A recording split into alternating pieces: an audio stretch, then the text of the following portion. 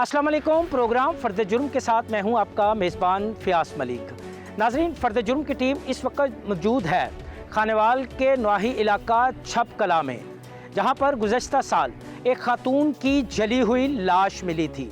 मकतूला कौन थी नहीं मालूम, मकतूला को क्यों कत्ल किया गया नहीं मालूम, अंधे कत्ल की इस वारदात में मुलविस मुल्ज़मान कौन थे नहीं मालूम थी। पुलिस ने 302 का मुकदमा दर्ज किया और तफ्तीश शुरू कर दी। तफ्तीश का यह सिलसिला तकरीबन 1 साल तक जारी रहा। बादशाह अंधा कत्ल ट्रेस हो गया। पुलिस ने इसमें मुलविस 2 मुल्ज़मान को गिरफ्तार कर लिया। दौरान तफ्तीश मुल्ज़मान ने इंकशाफ किया कि जब उन्होंने इस खातून को कत्ल किया था तो उसके फ़ौरन बाद उन्होंने इसके नौउम्र बेटे को भी कत्ल करके उसकी लाश नहर में फेंक दी थी, जिसका मुकदमा बिहाड़ी के थाना गड़ामोर में दर्ज हुआ था। पुलिस ने मुल्ज़मान के इस इंकशाफ के बाद तफ्तीश के दायरे कार को वसी कर दिया। जब तफ्तीश का दायरे कार वसी हुआ तो हैरान कुन इंकशाफात सामने आए। वो इंकशाफात क्या थे, मुल्ज़मान कौन थे, उन्होंने मकतूला को क्यों कत्ल किया था, ये सब कुछ दिखाएंगे हम आपको आज के प्रोग्राम में। आइए हमारे साथ।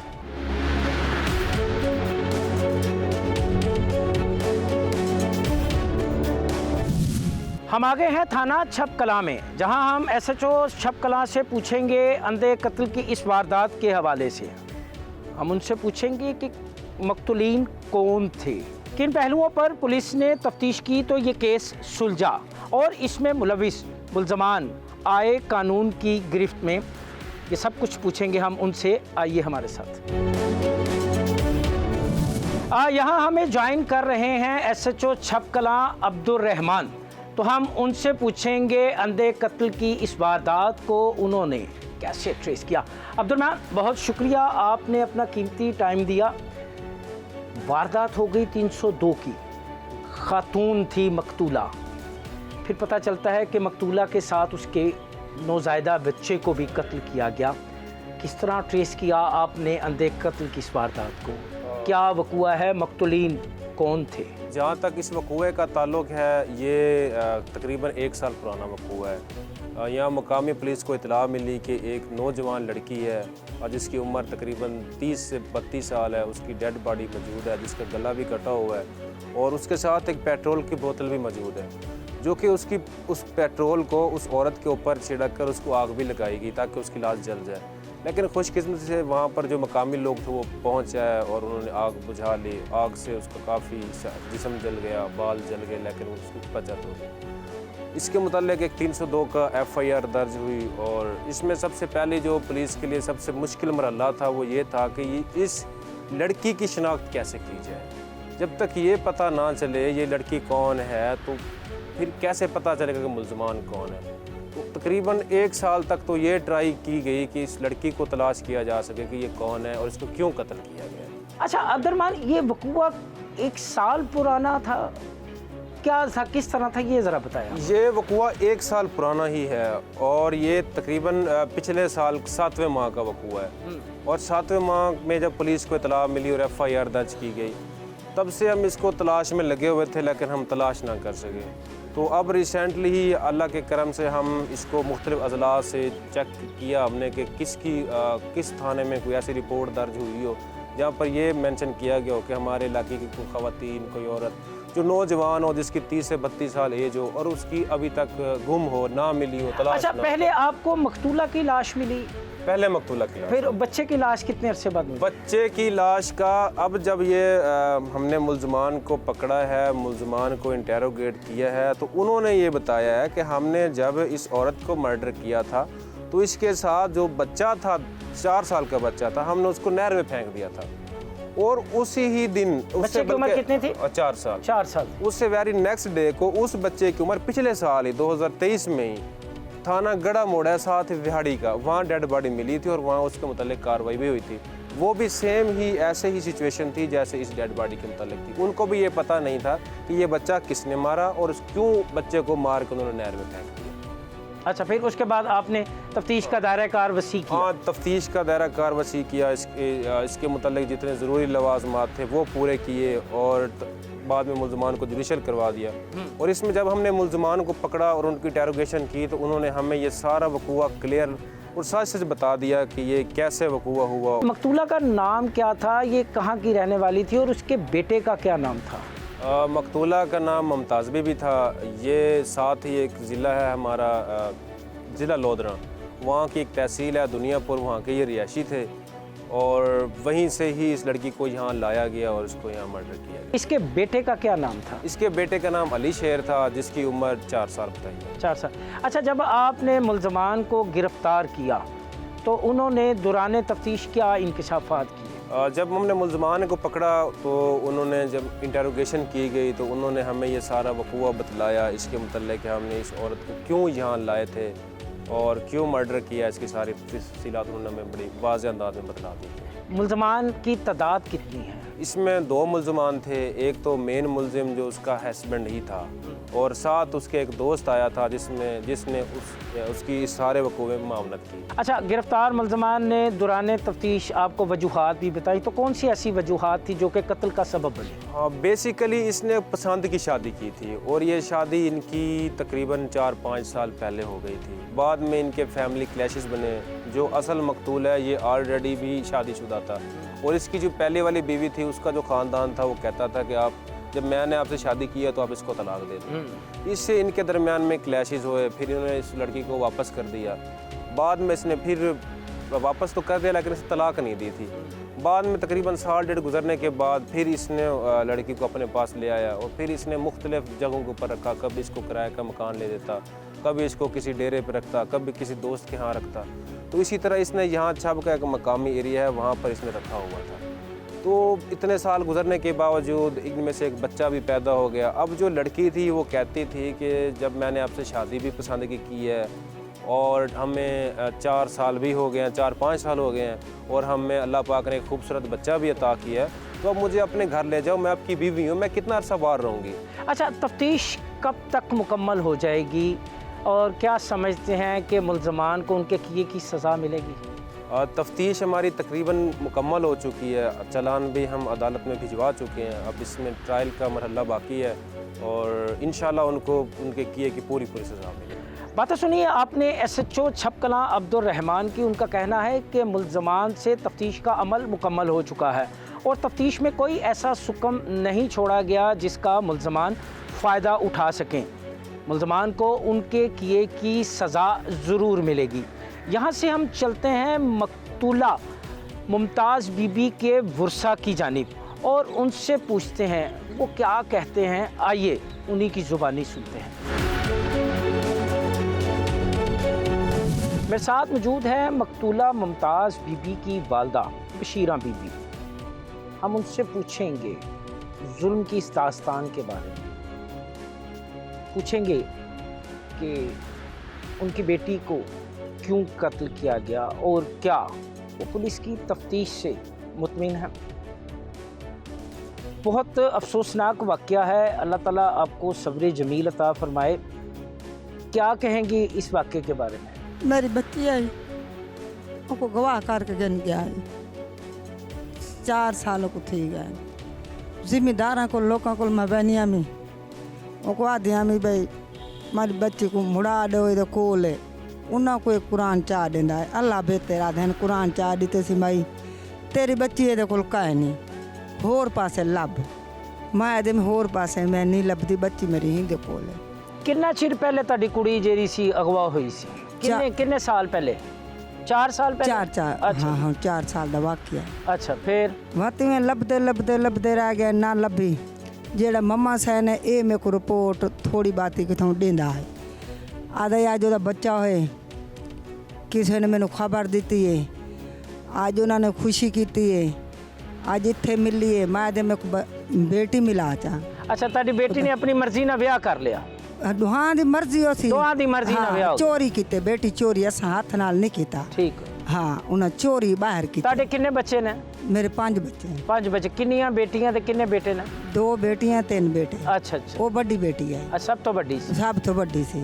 बंदे मेरे को फालच बजी हुई है 8वां साल है वो मंजी दे पीए ये मेरा बेटा है असा मेहनत मजदूरी करने हैं लोगों दे ते असा खाने हैं सवेर तो बहने हैं शाम को असा आने हैं असा हुण भी किराया किसी तो मांग के आने हैं। ਅੱਛਾ ਤੁਹਾਡੀ ਬੇਟੀ ਨੂੰ ਉਹਦੇ ਤੁਹਾਡੀ ਬੇਟੀ ਨਾਲ ਉਹਨੇ ਵਿਆਹ ਕਰ ਲਿਆ ਤੁਹਾਡੀ ਬੇਟੀ ਚਲੀ ਗਈ ਉਹਦੇ ਘਰ ਫਿਰ ਉਸ ਤੋਂ ਬਾਅਦ घर नहीं गए और बाहर छुपाई रखे से ਅੱਛਾ ਜੀ घर नहीं लैके गया घर वाले को सबूत ही नहीं सी रखी बाहर किते तेरे कोल कदे मेरे कोल कदे किते भी किसी को सबूत नहीं किसी किते ये यार दोस्त ममा सैन को पता है नहीं मिलाया सकूँ बड़े बंदे कोल बनूँ तो वो आखिर माइए दे कोल कोई नहीं इन्हां दे आप दे रिश्तेदार हैं ये सानू कुरान चाह देंगे दरबारां दे एक हथ रख देंगे आपदे बच्चों दे हथ रखते सिर ते शादीशुदा हुई है यार ये कोल कोई नहीं मैं कि चलो कोई नहीं ममा सैन को मैं आखा ममा सैन आखा कितने मिलावांगे तेन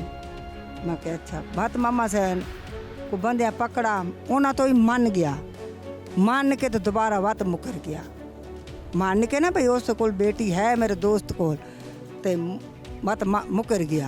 ਅੱਛਾ ਤੁਹਾਨੂੰ ਕਿਸ ਤਰ੍ਹਾਂ ਪਤਾ ਚੱਲਿਆ ਕਿ ਤੁਹਾਡੀ ਬੇਟੀ ਕਤਲ ਹੋ ਗਈ कतल का नहीं मैंने पता लगा ਅੱਛਾ असा जिंदे दी फिर दरखास्त दी है उत्ते हाई कोर्ट जाके हूँ ते ओदी बेगम मर गई पहले वाली इन्हें दूसरा विआह करा लिया फिर बंदे मैनू आखन पै गए माई जे ये कोल तेरी बेटी होंदी तो ये कदे ना विआह करोंदा ये लै होंदा ये जी भैणा उन्होंने आख्या वीरिया दस दे जे सोनिया मुमताज तेरे कोल हैगी है तो असी मिहनत तरला करके लै आने यदी माँ को मना के इन्हें आखे नहीं मेरे कोल ओदी बेटी कोई नहीं उन्हें कोई भाई नीर सस दसाई इदा गल चलती आई मम्मा सेन मैनू टकरा मैं आखे मम्मा सेन मेरी बेटी एक माँ जी डोगरन की दसीए तेन हालात दुनिया दी असी उतो 2 बंदे गुजरन डे सी ते उथे एक नौजवान खूबसूरत लड़की कतल हुई पई सी छंब थाने दे नाल उथे कतल हुई पई सी मैं क्या मामा सेन किते मेरी बेटी तो नहीं सीगी कहंदा नहीं मां तेरी बेटी नहीं सीगी वो की पता लगदा सी चलो उन्होंने मारिया भी है तां उत्ते तेजाब ना सिट दे वो चेहरे कोल शिकल को बेशिकल हुई पई सी मैं तेनू क्यों कहां तेरी बेटी आ पुलिस ने चक्या चक के ओदा जनाजा पढ़िया असी भी नाल पढ़िया ओदा जनाजा मुसलमान दा फर्ज सी खुद मैं जनाजा पढ़िया वा उस लड़की दा फिर असी उतो गुजरन डे सी फिर बच्चा फड़िया निका जिहा मासूम दिहाड़ी ओदा भी असी जनाजा पढ़िया मैनू थाने तो रिपोर्ट मिली दुनियापुरों हाई कोर्ट में रिट की सी इन्हें आखे आ ओदी बच्ची आ मैं कतल कर दी है फिर उन्होंने मैनू बुलाया भी तू लुक छुपना तेनू असी कुछ नहीं बई कहते तू आपदी कुड़ी की पछाण कर मैं थाने लगी गई उन्होंने मैनू जो तस्वीर दिखाई मेरी बेटी की जिंदा बच्चा भी लई खड़ी दरबार दे किते पासे तो मैं क्या सोनिया तू कित्थे रह गई है 4 साल भी छिड़ल मैनू आ तू लभी है और थानेदार कहता मैं ही हौसला कर ला तो हाले होर तस्वीर वेखेगी आपकी बेटी दियाँ फिर दूसरी कतल हुई तो मैंने तस्वीर दिखाई कहता आ तेरी बच्ची है ये फोटो वाली आ कतल हुई पई आ कवर जनानी ने तेरी बेटी कतल कर दी है बेटा तेरा आ वा तेरा दोता आ भी जींदे नू लत्तां बन के नहरे सिट दिता आ को सची मैं तेरे हेल्प की और रब दी हो के रहो ये डाडी सरकार है मैं कुछ नहीं कर सकती किराया भी तेरे मेरे को मांग के घरना ने दिवे घरू नाश्ता करके आने मैं वापस बन के करने घर कोई कोल पैसा होवे तो बारू किशा गन के बंदा कावे। अच्छा पुलिस ने मुलजम फड़ लिया ਹੁਣ ਤੁਸੀਂ ਪੁਲਿਸ ਦੀ ਕਾਰਵਾਈ ਤੋਂ ਮੁਤਮਿਨ ਹੋ ਕਿ ਕੀ ਕਹਿੰਦੇ ਹੋ ਇਸ ਬਾਰੇ ਸਾਨੂੰ ਨਾ ਰਕਬੇ ਦੀ ਲੋੜ ਹੈ ਨਾ ਜਜ਼ਾਇਦ ਦੀ ਨਾ ਸੋਨੇ ਦੀ ਨਾ ਪੈਸੇ ਦੀ ਸਾਨੂੰ ਰੱਬ ਤਾਲਾ ਇਨਸਾਫ ਦੇ ਦੇਵੇ ਤੇ ਸਰਕਾਰ ਦੇ ਦੇਵੇ।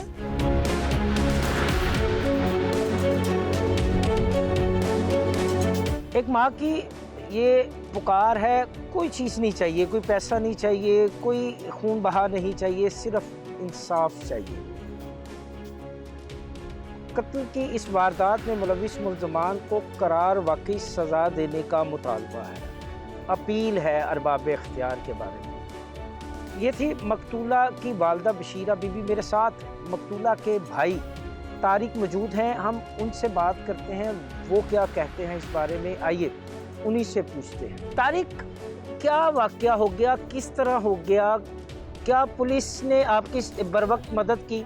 पुलिस ने हमारी फुल सपोर्ट की है, हमसे कोई पैसा नहीं लिया, हमारी फुल हेल्प की है उन्होंने। तो इन्होंने कत्ल किया है, इन्होंने माना भी है। बस हमारी गुजारिश है कि बस इनको कड़ी से कड़ी सज़ा दीजिए। पुलिस जिस अंदाज से तफ्तीश कर रही है आप उससे मुतमिन हैं? जी। तो ये जो आपकी बहन थी, ये आपसे छोटी थी बड़ी थी? मुझसे बड़ी थी। बड़ी थी जी। तो आपने पहले इसको खुद अपने तो ढूंढते रहे? जी अपने। क्या था वो, कुछ थोड़ा बताएं आप हमें। हमें शक शुबा था इस पे, फिर हम जिसके पास जाते थे वो कहता था इसके पास नहीं है, उनको कुरान उठा के देता था। इसी तरह 4 साल हमें इन्होंने जलील किया है। 4 साल के बाद जब हमने हाई कोर्ट रेट की है, उसके बाद हमें पता चला है कि 1.5 साल पहले आपकी हमशीरा को कत्ल किया गया। तो अब आप क्या मुतालबा करते हैं? बस हम कहते हैं भाई इनको सज़ा दी जाए, सज़ा मौत। को सुलह के लिए दबाव को प्रेशर तो नहीं? कोई भी नहीं है। जैसे माँ ने इंसाफ का मुतालबा किया, वैसे ही भाई की तरफ से भी सिर्फ एक ही मुतालबा है कि इंसाफ चाहिए, इंसाफ होता हुआ दिखाई देना चाहिए। ये गुफ्तगू थी मकतूला की वालदा बशीरा बीबी की और भाई तारिक की।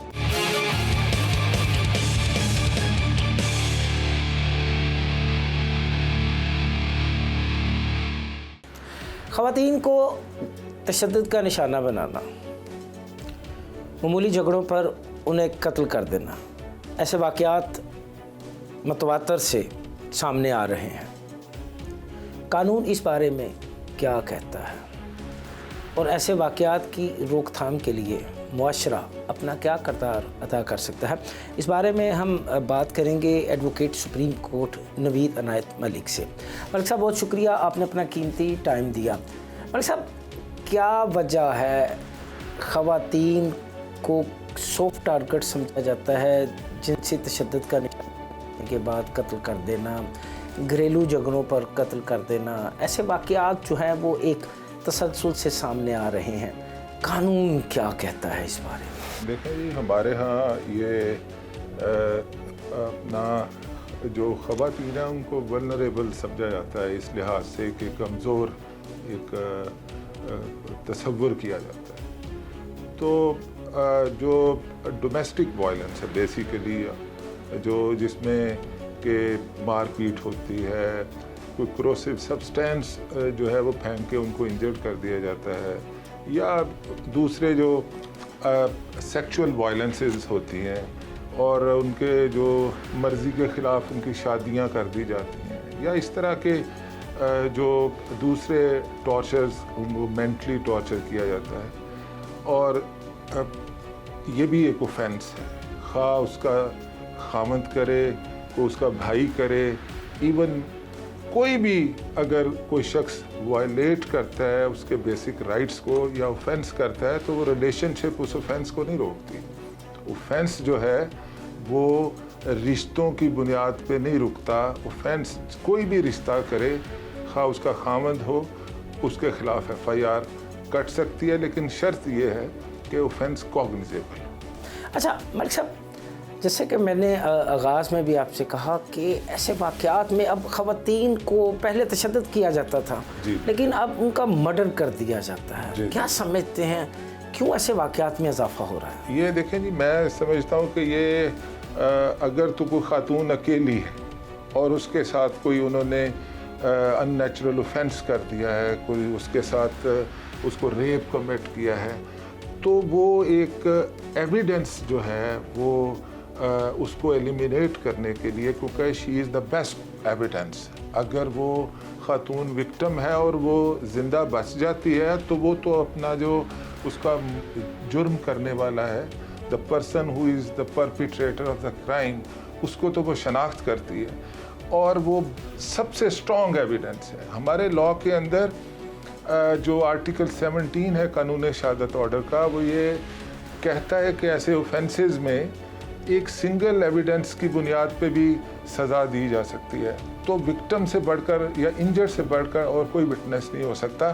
तो उस विटनेस को ख़त्म करने के लिए बेसिकली मैं समझता हूँ कि उसको कत्ल कर दिया। एक खातून पसंद की शादी करती है, जी, घर से चली जाती है, जी जी, बाद में उसका शोहर ना सिर्फ उसे कत्ल कर देता है बल्कि अपने बच्चे को भी कत्ल कर देता है। कत्ल की ये वारदात एक अरसा छुपी रहती है, मंजर आम पर आती है, मुल्ज़िम गिरफ्तार होता है, वो जुर्म का एतराफ़ करता है। ऐसे वाक़यात किस चीज़ की अक्कासी कर रहे हैं? ये देखें, क्या ये हमारे ज़हनी सोच किस तरफ जा रही है? ये तो एक तो इसका कानूनी पहलू, एक सोसाइटी का पहलू है। अब कानूनी पहलू ये है कि ये जब एक्यूज्ड, ये अनविटनेस्ड अकरेंस है, उसने खामोशी के साथ बगैर कोई एविडेंस छोड़े उसने उसको मर्डर कर दिया है। लेकिन अगर वो सबसिक्वेंटली किसी स्टेज पे कन्फेशन करता है, इकबाल जुर्म आके करता है, पुलिस के सामने एक्स्ट्रा जुडिशल कन्फेशन करता है, या फिर अदालत के सामने पेश होके इकबाल जुर्म करता है, तो वो बड़ी स्ट्रॉन्ग एविडेंस है। उसका तरीक़ाकार हमारे 164 ज़ाब्ता फौजदारी में दिया गया है और उसका प्रोसीजर है कि उसको कैसे रिकॉर्ड करना है। लेकिन अगर उस प्रोसीजर के मुताबिक वो उसका जो इकबाल जुर्म का बयान है वो कॉम्पिटेंट कोर्ट के सामने रिकॉर्ड हो जाता है, तो वो बड़ी स्ट्रॉन्ग एविडेंस है। इसके साथ साथ अगर वो 304 पाकिस्तान पीनल कोड के तहत अदालत जो कॉम्पिटेंट है टू ट्राई द ऑफेंस, उसके सामने अपने जुर्म का इकरार कर लेता है, तो कोर्ट उसको उसके उस बयान की बुनियाद पे सज़ा दे सकती है। अच्छा, आप समझते हैं कि ऐसे वाक़यात की रोकथाम के लिए कानून मौजूद है, लेकिन क्या उस पर मुकम्मल तौर पर अमल दरामद हो रहा है? देखें जी, मैं समझता हूँ कि ये सवाल आपका जो हमारी इन्वेस्टिगेटिव एजेंसीज़ हैं उनके हवाले से है, तफ्तीश के तरीक़ाकार के हवाले से है। तो जो कानून है वो तो एविडेंस को देखता है। अगर जो इन्वेस्टिगेशन करने वाले लोग हैं वो सिंसियरिटी के साथ, वो पूरी डिलीजेंस के साथ मेहनत करके, अगर कोई ऐसा ब्लाइंड मर्डर है जिसमें कि एविडेंस नहीं है, और आजकल तो हमारा आर्टिकल 164 कानून शहादत ऑर्डर का है जिसने कि ये जो evidence derived collected through modern devices जो हमारी एविडेंसेस हैं उनको भी उन्होंने एडमिसिबल कर दिया है। तो आजकल एविडेंस जो है वो मॉडर्न डिवाइसेस से जो आएगी उसको भी अदालतें तस्लीम करती हैं। तो अगर तफ्तीश के अंदर कोई इन्वेस्टिगेटिंग ऑफिसर जो है वो ज़िम्मेदारी के साथ तफ्तीश में एविडेंस कलेक्ट करेगा, तो मैं समझता हूँ कि ये उसको सज़ा हो सकती है उसमें। अच्छा, सज़ा हो सकती है, तफ्तीश का अमल अगर बेहतर हो, जी, ये है आपका कहना। मगर तफ्तीश में कहीं ना कहीं सुकम तो रह जाते हैं, या वो सुकम जानबूझ के रखे जाते हैं जिनका मुल्ज़मान फ़ायदा उठाते हैं? नहीं, मैं समझता हूँ कि जी ये भी हो सकता है कि ये जो इन्वेस्टिगेटिंग ऑफिसर है उसकी स्लैकनेस हो सकती है, उसकी कोताही हो सकती है, उसकी लाइल्मी हो सकती है, या फिर उसकी इंटेंशनल एक डेलिब्रेट एफर्ट हो सकती है कि वो एक्यूज के साथ कनाइव किया हो, उसके साथ उस मिला हुआ हो, तो वो उस एविडेंस को रिकॉर्ड का हिस्सा ना बनाए। लेकिन हमारे यहाँ जो प्रोसीजरल लॉ है, कानून का जो इधर हमारा जो प्रोसीजर है, कोड है, क्रिमिनल प्रोसीजर कोड, या दूसरे जो हमारे कानून शहादत ऑर्डर है, इसमें बेशुमार ऐसी चीज़ें हैं कि जिनसे अगर कोई इन्वेस्टिगेटिंग ऑफिसर ने इस तरह की कोताही की हुई हो, तो उनसे निपटने के लिए हमारे यहाँ लॉ के अंदर चीज़ें मौजूद हैं कि ट्रायल की स्टेज के ऊपर भी अगर देखा जाए तो उनको काउंटर किया जा सकता है, और कोर्ट से रिक्वेस्ट करके तो वो एविडेंस जो है उसको सफाई मिसल का हिस्सा बनाया जा सकता है, और उस लैकुना या उसकी मिस्टेक जो थी उसकी इन्वेस्टिगेटिंग ऑफिसर की इन्वेस्टिगेशन की स्टेज पे उसको दुरुस्त किया जा सकता है अदालत के अंदर ड्यूरिंग ट्रायल। हमारे यहाँ ऐसा प्रोसीजरल लॉ मौजूद है। अच्छा मलिक साहब, आप सीनियर एडवोकेट हैं, शोबा वकालत में आपका एक ख़ास मुकाम है। क्या समझते हैं कि ऐसे वाक़यात की रोकथाम के लिए मुआशरा अपना किरदार कैसे अदा कर सकता है, कैसे ऐसे वाक़यात में कमी लाई जा सकती है? मैं तो समझता हूँ कि ये सबसे पहला तो जो मुआशरे का किरदार तो अपनी जगह मौजूद है, लेकिन सबसे पहले तो स्ट्रिंजेंट पनिशमेंट्स होनी चाहिए। हमारे लॉ के अंदर पनिशमेंट्स मौजूद हैं, इन्वेस्टिगेशन प्रॉपर होनी चाहिए, जो अक्रंस हो उसको टाइमली रिपोर्ट होना चाहिए, इन्वेस्टिगेटिंग ऑफिसर जो है वो एविडेंस कलेक्ट करे और फिर कोर्ट ऑफ लॉ के अंदर वो ट्रायल हो, और ट्रायल जो है वो एक्सपीडिशियस ट्रायल जो आइन के अंदर दिया हुआ है, और उसके बाद फैसले हों, जो जुर्मवार है उसको सज़ा मिले, लेकिन जो बेकसूर है वो जल्दी बरी हो जाए, वो जेल की सुराखों के पीछे जो है वो इसी तरह मौजूद ना रहे। तो जो चालान अदालतों में नहीं आ रहा, कोर्ट के अंदर जो एक्सपीडिशियसली लॉ के अंदर 173 जो हमारा ज़ाब्ता फौजदारी है, इसमें लिखा हुआ है कि विद इन 2 वीक्स इनकम्प्लीट चालान, अगर तफ्तीश मुकम्मल नहीं होती तो इन्वेस्टिगेटिंग ऑफिसर पे ये ऑब्लिगेशन है कानूनी तौर पे कि वो इनकम्प्लीट चालान कोर्ट के अंदर पेश कर दे ताकि आगे प्रोसेस चले, बाकी वो करता रहे बाद में जो भी उसने करना है। तो मैं सबसे पहले ये अर्ज़ करना चाहता हूँ कि इनकी रोकथाम के लिए ये अमल भी ज़रूरी है कि कोर्ट्स के अंदर चालान टाइम के ऊपर आए और फैसले जल्दी हों, तो ये भी चीज़ एक जो है वो असरअंदाज हो सकती है मुआशरे के अंदर इन ऑफेंसेस की रोकथाम के लिए। दूसरा ये कि मुआशरे के अंदर हमें जो है वो हमारी जो इकोनॉमिक कंडीशंस हैं उनको भी ठीक करना पड़ेगा। हमारे यहाँ जो लड़ाइयाँ घरों में होती हैं वो ज़्यादातर मुआशी हालात की वजह से होती हैं कि खामद जो है वो मेहनत करने के बावजूद उतने पैसे नहीं कमा के ला सकता घर में, जो कि एक घर को चलाने के लिए, बच्चों को एजुकेट करने के लिए, उनकी दूसरी ज़रूरियात को पूरी करने के लिए वो इंसान घर पे नहीं ला सकता। तो ये जो मुआशी तौर पे हमारे यहाँ एक कैफियत पैदा हुई है, इसको ठीक करने की ज़रूरत है। इकनॉमिकली मुआशरे के अंदर जब कोई स्टेबिलिटी आएगी तो ये ऑफेंसेस आहिस्ता आहिस्ता ख़त्म होते जाएंगे। बातें सुनिए आपने advocate supreme court Naveed Anayat Malik की। उनका कहना है कि ऐसे वाक़यात की रोकथाम के लिए सबसे पहले ऐसे वाक़यात में मुलविस अनासर को सख्त सज़ाएँ देना होंगी, उनके ख़िलाफ़ दर्ज मुकदमात के चालान बर वक्त अदालतों में जमा करवाने होंगे, और इसके साथ साथ मुआशरे को अमली तौर पर सामने आना होगा और ऐसे घिनौने अनासर की उन्हें मज़म्मत करनी होगी। ख़वातीन पर तशद्दुद, ख़वातीन का कत्ल, वाक़यात में रोज़ बरोज़ इजाफ़ा। वजूहात को देखें तो कोई इतनी ख़ास नहीं, कहीं घरेलू झगड़ा है तो कहीं जायदाद का तनाज़ा है। क्यों ऐसे वाक़यात में इजाफ़ा हो रहा है और ऐसे वाक़यात की रोकथाम के लिए मुआशरे का क्या किरदार है, इस बारे में हम बात करेंगे माहिर नफ्सियात सबा फ़याज़ से। मैम बहुत शुक्रिया, आपने अपना कीमती टाइम दिया। Thank you so much. क्या वजह है कि ख़वातीन को मामूली बात पे कत्ल कर देना, घरेलू झगड़े पर माँ बेटे का कत्ल हो जाना, क्यों ऐसे वाक़यात जो है वो एक तसलसल से सामने आ रहे हैं? अच्छा, जब हम इन अनासर पे बात करते हैं ना, तो ऐसा नहीं है कि इसमें सिर्फ कोई एक फैक्टर के बारे में हम बात करते हैं या सिर्फ कोई एक फैक्टर है जो इसकी वजह बनती है। अगर हम देखें ना, कोई भी आप केस उठा लें, कत्ल का या जायदाद का कोई मसला है, अगर आप इन सारे केसेस को थोड़ा इवैल्यूएट करेंगे तो इसके पीछे आपको ना मल्टीपल रीजंस नज़र आती हैं, ठीक है।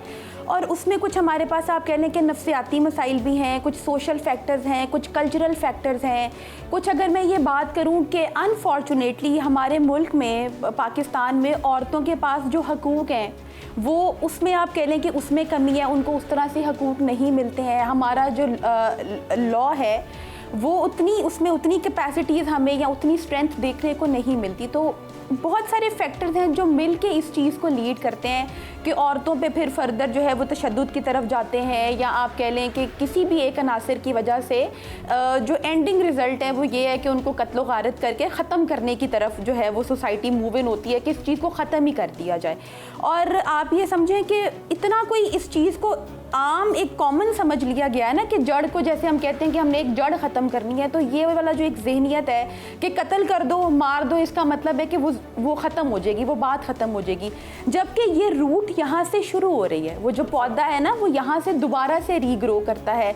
लेकिन फिर से मैं ये बात कहूँगी कि अनफॉर्चुनेटली वो जो सिस्टम है हमारा, या जो हम कह लें कि हमारे मुल्क में नफ्सियाती मसाइल को इतनी अहमियत नहीं दी जाती है। हमारा लॉ, अगर किसी को जस्टिस की तरफ हम बात भी कर रहे हैं तो वो कहीं पैसा आड़े आ जाता है, कहीं किसी की पावर जो है वो आड़े आ जाती है, तो कहीं ना कहीं इस चीज़ को दबा लिया जाता है। और औरत को क्योंकि वैसे भी हमारे माशरे में एक बहुत कमज़ोर, आप कह लें कि एक कमज़ोर फ़र्द की हैसियत से या एक कमज़ोर इंसानियत का एक रोल मिला हुआ है, तो इस वजह से भी ये जो कह लें कि फैक्टर्स हैं या जो मसाइल हैं वो बहुत हमें देखने को मिलते हैं। एक खातून है, वो शादी करती है, शादी करके वो एक मर्द की पनाह में चली जाती है, लेकिन बाद में वही मर्द उसे घरेलू तशद्दुद का निशाना बनाता है, फिर उसको कत्ल कर देता, फिर उसे ही कत्ल नहीं करता, फिर अपने नौज़ैदा बच्चे को, अपने छोटे बच्चे को भी वो कत्ल कर देता है। क्या मेंटलिटी है, क्या ये सोच है? अच्छा, मैं यहाँ पे एक बात आपको बताना चाहूँगी कि हमारे मुल्क में ना, जैसे कोई स्टूडेंट है जिसने सपोज़ ग्रेजुएशन किया है, या कोई भी ऐसा मर्द या औरत जो पढ़े लिखे नहीं हैं, तो क्या हम इस चीज़ को बूस्ट कर रहे हैं कि हम किसी भी मतलब शादी के रिश्ते में बनने से पहले हम कोई टेस्ट कराए जाएं? अगर आपने देखा हो कि बाहर के फॉरेन कंट्रीज़ में इस चीज़ को बड़ी एक प्रमोट मिलती है कि आप शादी से पहले टेस्ट कराएंगे, जिसमें आपका साइकोलॉजिकल टेस्ट होगा, जिसमें आपका जो है वो फिज़िकल टेस्ट होगा, जो इस चीज़ को डिपिक्ट करता है कि इधर ये बंदा जिसके साथ आप शादी के बंधन में बनने जा रहे हैं वो नॉर्मल भी है या नहीं है। तो यहाँ पे ये चीज़ बहुत कॉमन है। एक तो आप देखें हमारे मुल्क में इलिटरेसी का रेट क्या है, इन्फ्लेमेशन का रेट देखें ना कितना इंक्रीज़ हो रहा है। एंड देन इस सारी चीज़ों पे सोने पे सुहागा क्या है कि सोशल मीडिया ने कितना एक इम्पैक्ट डाल दिया है कि हम जो सोशल मीडिया में देख रहे होते हैं ना, मतलब हम देख रहे हैं फलाने ने गाड़ी ले ली, फलाने ने मोबाइल ले लिया, उसने घर बना लिया, वो बहुत लश पश होके वीडियोस आ रही हैं, तो हमने अपने दिमाग में ना उस चीज़ को बहुत एक इमेज बना लिया है कि यही ज़िंदगी है। हम उस चीज़ को भूल चुके हैं कि जो असल ज़िंदगी है, जिसमें अगर आप इलिटरेट भी हैं या आपके पास उतने पैसे नहीं भी हैं तो भी हमने सोसाइटी में सर्वाइवल करना है। लेकिन बेसिकली ये वाली जो कमी है ना, मतलब हम ना एक नफ्सियात में एक चीज़ बात करते हैं कि एक चीज़ को हासिल कर लेना, मतलब हासिल जो हमें हो गई है उसकी हम कदर नहीं करते, ठीक है, लेकिन जो चीज़ हमारे पास नहीं है ना उसके लिए हम कोशिशें करेंगे। ये वाला जो पॉइंट है ना कि चीज़ का मिल जाना, हासिल कर लेना और उसके बाद उसकी नाकदरी होना, ये चीज़ बहुत एम्फसाइज़ करती है। और इसके बाद एक और पॉइंट ये कि पर्सनैलिटी ट्रेट्स को यहाँ पे समझने की बहुत ज़रूरत है। हमारे यहाँ इर्द गिर्द, आपके इर्द गिर्द, मेरे इर्द गिर्द कितने ऐसे लोग होंगे जिनसे हम डेली लाइफ में मिलते हैं, वो हमारे सामने बिल्कुल एक अलग पर्सनैलिटी है, लेकिन आप उनके घर में जाके बात करें, आप उनके घर वालों से पूछें तो हमें समझ आएगा कि उसका रवैया उस शख्स का अपने बच्चों के साथ कैसा है, या उस शख्स का रवैया अपने काम पे कैसा है, या अपनी बीवी के साथ कैसा है। तो ये सारे अनासर हैं जो अच्छा सबा देखा जाए तो गुज़श्ता कुछ अरसे में ऐसे वाक़यात में इजाफा हुआ है, कमी होने की बजाय। क्या समझते हैं कि क्या किरदार है मुआशरे का जो इन वाक़यात में इजाफा हो रहा है? माशरे के किरदार की अगर आप बात करें ना, तो सोशल मीडिया जहां हम कहते हैं कि पॉजिटिव इम्पैक्ट दे रहा है, वहीं पे मैं ये बात कहूँगी कि सोशल मीडिया में पॉजिटिव की रेशो कम है, नेगेटिव की ज़्यादा है। एग्जैक्टली यही मैं बात करने लगी थी कि जहाँ हम ये बात करते हैं ना, क्योंकि लोग डिफेंड करने आ जाते हैं कि जी सोशल मीडिया से लोग बहुत कुछ सीख भी रहे हैं, पॉजिटिव इम्पैक्ट भी आता है। मैं यही बात करने लगी थी कि वहीं पर उसके नेगेटिव असरात ज़्यादा हैं, ठीक है। हमने आर्टिफिशियल ज़िंदगी, वो क्योंकि सोशल मीडिया पे हमें सब कुछ आर्टिफिशियल नज़र आ रहा है, लेकिन हमारे ब्रेन, ह्यूमन साइकी यही है। हम ह्यूमन साइकी को जिस तरह लगाएंगे ना, जिस तरफ टेम करना शुरू करेंगे, इंसानी दिमाग उस डायरेक्शन में जाना शुरू हो जाता है। अब हम उसको क्या दिखा रहे हैं कि ये वो जो आर्टिफिशियल ज़िंदगी है उसको कहीं ना कहीं ह्यूमन साइकी ने ना असल समझ लिया है। फिर हमारे आप देखें सोशल मीडिया के अलावा जो हम ड्रामास अपनी सोसाइटी को दिखा रहे हैं उसमें हम क्या डिपिक्ट कर रहे हैं, ठीक है। अब लोगों ने एक मर्द ने या एक फीमेल ने अपने जहन में उस एक ड्रामा के अंदर उस करैक्टर के अंदर जीना शुरू कर दिया है। अब जब वही हकीकत में असलियत जो है वो फ़र्क होती है तो फिर घरों में लड़ाइयाँ जो हैं वो फिर लीड करती हैं तशद्दुद में। और कैसे इन वाक़यात को कम किया जा सकता है? ख़त्म तो नहीं हम कह सकते, कम कैसे किया जा सकता है? काम करने के लिए बहुत इनिशियल स्टेप से हमें शुरू करना पड़ेगा। क्या हम अपने स्कूल्स में अपने बच्चों को ये चीज़ सिखाते हैं, ठीक है? क्या हम उन्हें सिखाते, अच्छा हम बच्चों को ये तो बता रहे हैं ए के ABC पढ़नी है तो एंड जो है वो Z पे जाके शुरू होना है। क्या हम उन्हें सिखाते हैं कि ज़िंदगी में स्किल सीखना कितना ज़रूरी है? हम स्कूल्स वाले सिर्फ अपना एक रोल अदा कर रहे हैं, 1 के बाद 2, 2 के बाद 3 बस क्लासेस पास करते जाएं। स्कूल्स हो गए, कॉलेज हो गए, यूनिवर्सिटीज़ हो गए, कोई भी इस चीज़ के ऊपर एम्फेसाइज नहीं करता कि स्किल सीखना कितना ज़रूरी है। जब तक हम स्किल सीखने पे फोकस नहीं करेंगे हमारे ब्रेन्स शार्प नहीं होंगे, हम लोगों को समझने में उतनी कैपेबल या उतनी कैपेसिटीज़ हमारे अंदर डेवलप नहीं होंगी। तो मैं ये कहूँगी कि स्कूल, कॉलेजेस, यूनिवर्सिटीज़ को सेल्फ ग्रूमिंग लेवल के जो सेशंस हैं ना वो इनिशिएट लेने चाहिए।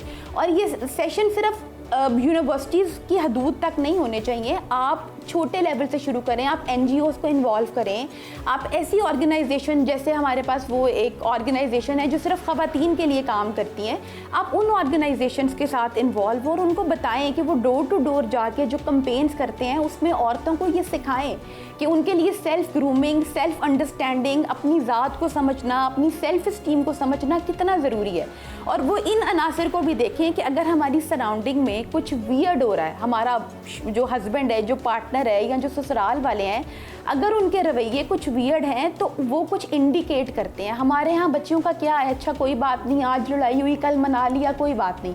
और आप देखें कि वही चीज़ें कहाँ तक जाती हैं। आप अगर कोई भी ऐसा नहीं है कि आज लड़ाई होएगी तो फ़ौरन कत्लो गारत तक बात पहुंच जाएगी। आप देखें तो उसके पीछे 2 साल, 3 साल, 5 साल पुरानी कोई स्टोरी चल रही होती है। तो बच्चियों को इस चीज़ के बारे में इंफॉर्मेशन देना, उनको सिखाना, समझाना बहुत ज़रूरी है। और वो हम छोटे लेवल से कर सकते हैं। स्कूल्स वाले अपना काम करें, यूनिवर्सिटीज़ वाले अपना काम करें, NGOs को अगर हम इन्वॉल्व करें तो वो अपना काम करें, तो मेरा ख्याल है कि इससे माशरा जो है वो बेहतरी की तरफ जा सकता है। बातें सुनी आपने माहिर नफ्सियात सबा फयाज की। उनका कहना है कि ऐसे वाक़यात की रोकथाम के लिए माशरे को अमली तौर पर आगे आना होगा और हमें शऊर और लाशऊर की सतह से आगे बढ़कर सोचना होगा।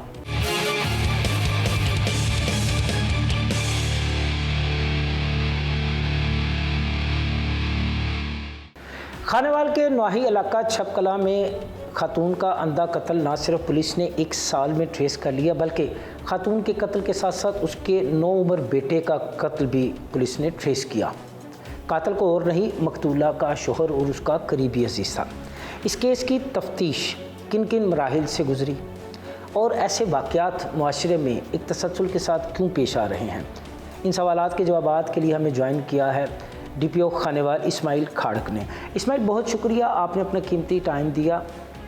1 साल पहले हुए ये ब्लाइंड मर्डर, 1 साल में आपने ट्रेस किए, किन किन पहलुओं पर तफ्तीश की?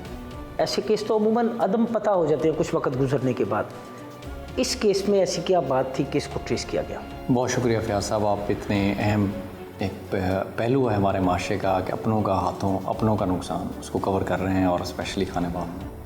ये बहुत ही अफसोसनाक वाक़या हुआ था जब मैंने चार्ज लिया मई के एंड में। तो ये मेरे पास जब मैंने ब्रीफिंग ली तो ये केस ट्रेस हुआ कि एक ब्लाइंड मर्डर है और लेडीज़ की लाश मिली हुई है जली हुई, अभी तक ट्रेस नहीं हुई।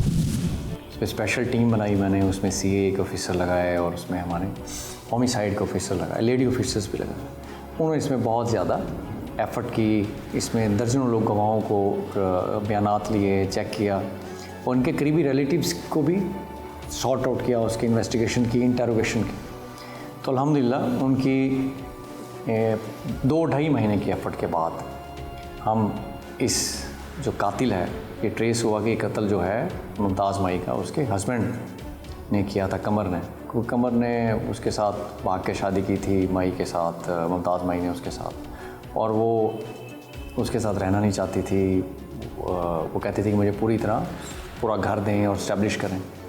तो कमर उसको प्रॉपर सेटल नहीं कर रहा था, जिसकी वजह से उसने गराज में उसको ये इंटरोगेशन के बाद पता लगा, उसने इसको मुमताज़ माई को बॉडी जला दी ताकि आइडेंटिफाई ना हो सके। और ये जब इंटरोगेशन में आया बाद में कि उसने अपने बच्चे को, अपने बेटे को, 9 उम्र बेटे को नहर में फेंक दिया, जिसकी लाश एक थाना ठिंगी है बिहाड़ी में, वहाँ जाके मिली और उस पर लीगल एक्शन हुआ। अब वो आइडेंटिफाई हुआ कि इनका बेटा था। ये एक बहुत ही अफसोसनाक पहलू है और तारीख एक चैप्टर है हमारे माशरे का। अच्छा, इसमें क्या वजह है, ऐसे वाक़यात क्यों हो रहे हैं? और इस वाक़े की पहले तो बताइएगा कि इस वाक़े की तफ्तीश जो है वो आपने किन किन पहलुओं पर की? आपने जैसे पहले इंटरव्यू में कहा कि ये वाक़यात पहले शाज़ व नादिर होते थे, अब रेगुलर हो रहे हैं। और इन वाक़यात को अगर आप गौर से देखें तो इनमें अक्सर जब केस ट्रेस होते हैं तो अपने ही रिश्तेदार निकलते हैं। उस एंगल को शायद इग्नोर किया हुआ था, उस एंगल पे हमने हमारी जो इंटरोगेशन टीम है उसने फोकस किया। तो उन्होंने मेथोडिकली किया, सबको बुलाया और सबसे डाटा लिया और सब की इंटरोगेशन की अलग अलग, वहाँ से ये केस ब्रेक हुआ। ये केस इस बात ने फिर इसको रीइंफोर्स किया इस पॉइंट को कि अपने ही जो हमारे रिश्तेदार हैं या जानने वाले होते हैं, वो जब इस तरह का वाक़या हो तो और वो ब्लाइंड हो तो उनको ज़रूर टच करना चाहिए, चेक करना चाहिए, शायद वहाँ से कुछ निकल आए। अच्छा, इस केस की तफ्तीश की सुपरविज़न आप खुद कर रहे हैं, अब तफ्तीश तकरीबन मुकम्मल हो चुकी है, कोई ऐसा सुकम जिसका मुलज़म फ़ायदा उठा सकें? इसमें बड़ी कम्प्रिहेंसिव तफ्तीश हुई है क्योंकि इसमें DNA भी मुमताज़ माई का लिया गया था, उसकी आइडेंटिफिकेशन हुई थी। अब हस्बैंड से भी सारी जो डिटेल है, सारे वेपन हैं, चीज़ें हैं, जलाने वाले जो उसने यूज़ किए, उसने बोरी, जो कनेक्टेड डॉट्स हैं वो सारे कनेक्ट किए हैं इसके साथ, और केस अच्छा तैयार किया है। SP इन्वेस्टिगेशन साहब मेरी निगरानी में इसको प्रॉपर सुपरवाइज़ कर रहे हैं। टीम को मैंने भी कहा है और हमने इसका प्रॉपर फाइल तैयार की है। मुझे उम्मीद है इंशाल्लाह हम अपना केस प्रॉपर प्रोसिक्यूट करेंगे कोर्ट में, और इंशाल्लाह कोर्ट के साथ पास जब एविडेंस जाएगी उसको सख्त से सख्त सज़ा मिलेगी। अच्छा इस्माइल, आप एक सीनियर पुलिस ऑफिसर हैं, मुख्तलिफ़ अज़ला में, मुख्तलिफ़ सूबों में आपने सर्विस की है, ऐसे बेशतर वाक़यात की तफ्तीश आपने ख़ुद भी की है। क्या समझते हैं बहैसियत पुलिस ऑफिसर, क्यों ऐसे वाक़यात एक तसलसल के साथ सामने आ रहे हैं? माशरा किस जानिब जा रहा है? ये माशरे में जो सवाल है उसका दिखा रहा है कि माशरे में जो हमारा फैमिली सिस्टम है, मेरी अपनी फाइंडिंग है, उसका इंडिकेटर है कि उसमें गड़बड़ है। हमारा मुश्तरका ख़ानदानी निज़ाम और न्यूक्लियर सिस्टम में जब चेंज हुआ है तो सेपरेट फैमिलीज़ हैं, पहले ग्रिप रहती थी, आपस में कनेक्टेड थे लोग, आपस में मेल जोल था, प्यार मोहब्बत था, वो गड़बड़ हुआ है। उसके साथ साथ जो अब सोशल मीडिया और मोबाइल फ़ोन आने से आपस में जो बैठे बैठे भी आप बातचीत नहीं कर रहे, आपस के रिश्ते टूट रहे हैं। जो बॉन्डिंग होती थी आग के ऊपर बैठ के, चूल्हे के ऊपर बैठ के बात करना, लेट नाइट तक बातें करना, अपने बुज़ुर्गों के साथ बैठना, भाइयों के साथ बैठना, खेल खेलना, वो नहीं हो रहा। अब सारे लोग मोबाइल पे, टीवी पे है ज़्यादातर, अब यहाँ ये ट्रेंड आ गया है, जिसकी वजह से आपस के रिश्ते हैं वो कमज़ोर हो रहे हैं। तीसरी चीज़ है कि हमने as a society social media का नेगेटिव इस्तेमाल किया। सोशल मीडिया का पॉजिटिव इस्तेमाल भी है कि आप इससे चीज़ें लर्न करें, आप मोबाइल ऐप्स बनाएं। हमारी सोसाइटी में जो देखा गया है वो सोशल मीडिया का गलत इस्तेमाल इस तरह है कि हम इसमें रातों रात अमीर बनने वाली स्कीमें मटेरियलिस्टिक हो गए हैं, जिस वजह से रिश्तों पे का तकद्दुस और रिश्तों का आपस में प्यार और रिश्तों का आपस में जो मोहब्बत होती थी वो कम हो रही है, और ये वाक़यात अब बढ़ते जा रहे हैं। कैसे, किस तरह इन वाक़यात को कम किया जा सकता है, ख़त्म किया जा सकता है? घर की तरबियत बहुत ज़रूरी है। हमारे घर को में बच्चा घर से ही तरबियत लेता है, वो ज़्यादातर अपना टाइम शुरू में घर में गुजारता है, स्कूल भी जाता है तो 5-6 घंटे के लिए वापस घर आता है। घर में आपस में बच्चों की तरबियत की जाए, बच्चों को बताया जाए, सेंसिटाइज़ किया जाए, और स्कूलों में बच्चों को बताया जाए कि हम लॉ फॉलो करें, हम सीधे रास्ते पे चलें, हम आपस में गेम्स करें, स्पोर्ट्स पे तवज्जो दें बच्चे और फैमिलीज़। और कनात आपस में कनात बहुत ज़रूरी है। और इसके साथ साथ एक चीज़ और भी बहुत ज़रूरी है कि पुलिस केसेस भरपूर तरीके से तैयार करे और उन लोगों को सज़ाएँ मिलें। जब लोग सज़ा मिलते हैं तो उससे माशरे में करेक्टिव मेजर्स आती है। तो पुलिस, प्रोसिक्यूशन और अदालतें सारा ब्लाइंड मर्डर, अंधे कत्ल के वाक़यात जो हैं वो भी बहुत ज़्यादा हो गए हैं। आप क्या समझते हैं, ऐसे वाक़यात के पीछे क्या मुहर्रकात होते हैं? हर केस की अपनी फैक्ट्स होते हैं। अंधा कत्ल तो अंधा कत्ल ही है, नहीं उसका अंधा कत्ल तो है, ज़्यादातर मुहर्रकात क्या है? उसके फैक्ट्स अपने अपने होते हैं। उस अंधा कत्ल एक पुलिस के लिए हमेशा से चैलेंज रहा है कि आपने उसको ट्रेस करना है। कोई क्रिमिनल बहुत चालाक हो गया है, उसके पास नॉलेज बहुत ज़्यादा है, कुछ सोशल मीडिया से वो एजुकेट हो जाता है और वो उसे पता होता है कि मैंने कहाँ से पकड़ा जाना तो मैं ये करूँ। यही वाला जो वाक़या है मुमताज़ बीबी वाला, ये भी उसी तरह की है ना कि उसने एक बॉडी जला दी, आइडेंटिफाई नहीं होने थी। एक साल का अरसा गुजर गया और वो सुकून से फिरता रहा। उसको तो यकीन हो गया होगा ना कि मुझे कोई नहीं पकड़ सकता। और अल्लाह की लाठी पे आवाज़ है और कानून के हाथ लंबे हैं। जब अल्हम्दुलिल्लाह इंसाफ, अल्लाह पाक ने इंसाफ की का हम करवाया इस केस में, हमें तौफीक दी कि हम इंसाफ करें और मुलजिम को पकड़ें इंशाल्लाह। ये जो अंधे कत्ल है सर, अंधे कत्ल के लिए बहुत ज़रूरी है कि पुलिस उसको हर एंगल से देखे, हर कत्ल। नहीं, वैसे ज़्यादातर मुहर्रकात क्या होते हैं ऐसे वाक़यात के पीछे सर? आपके तजर्बे की मैंने जो देखे हैं केसेस अंधे कत्ल, उसमें मल्टीपल हैं। उसमें लेन देन के इश्यूज़ होते हैं, आपस के रिश्तों के इश्यूज़ होते हैं, मियाँ बीवी के मामलात होते हैं। अभी भी हमारे पास एक ब्लाइंड मर्डर सराय सिद्धू में हुआ है, तो वाइफ ने अपने हस्बैंड को कत्ल किया है। ये मामलात डिफरेंट किस्म के हैं, डिफरेंट फैक्ट्स हैं इसमें। हर केस का अपनी स्टोरी, हर केस को अगर आप अलग अलग एंगल पे जाके देखेंगे तो ट्रेस होगा। अदरवाइज़ अगर एक ही आप समझेंगे कि एक ही चाबी से सारे ताले खुलेंगे तो नहीं, हर केस पे अलग अलग एफर्ट करनी चाहिए पड़ती है। और इन्वेस्टिगेशन ऑफिसर की ड्यूटी होती है और उसमें शौक़ होना चाहिए, जज्बा होना चाहिए। हमारे अंदर ये हो कि एंथुसियाज़म कि हम उसको पुश करें, उसको फोकस करवाएं और उसको रिसोर्सेज दें ताकि हम अंदर कत्ल के हर एंगल से उसके फैक्ट्स भी आएँ और वो जो क्रिमिनल है जिसने ये काम किया है वो कानून के कटहरे में खड़ा हो। अच्छा, इसमें बताइएगा खानेवाल में ऐसे वाक़यात की शरह क्या है? सर ये जो ब्लाइंड मर्डर है, अल्हम्दुलिल्लाह खानेवाल में जो मर्डर ट्रेसिंग की रेशो है बहुत अच्छी है। हम हर केस को प्रायोरिटी पे लेते हैं, इन तरह के केसेस को, और अल्हम्दुलिल्लाह उनको हल कर रहे हैं। बातें सुनी आपने डीपीओ खानेवाल इस्माइल खाड़क की। उनका कहना है कि इस केस को एक चैलेंज समझा गया और इस चैलेंज को पूरा करने के लिए तमाम पहलुओं पर तफ्तीश की गई और जब तफ्तीश मुकम्मल हुई तो देखा आपने कि मुल्ज़म कानून के शिकंजे में आ गया। तफ्तीश मुकम्मल हो चुकी है और तफ्तीश में कोई ऐसा सुकम भी नहीं है जिसका मुल्ज़म फ़ायदा उठा सके। यकीनन मुल्ज़म को उसके किए की सज़ा ज़रूर मिलेगी। आपने देखी जुर्म की ये दास्तान। घरेलू झगड़े पर बीवी और बेटे को कत्ल करने वाले मुल्ज़म को पुलिस ने उसके साथी समेत गिरफ्तार कर लिया है। गिरफ्तार मुल्ज़मान से तफ्तीश का अमल भी मुकम्मल हो चुका है, लेकिन यहाँ प्रोग्राम फर्द जुर्म का वक्त ख़त्म हुआ चाहता है। अगले हफ्ते नए प्रोग्राम के साथ दोबारा आपकी खिदमत में हाजिर होंगे। तब तक के लिए मुझे और मेरी टीम को इजाज़त दीजिए। अल्लाह हाफ़िज़।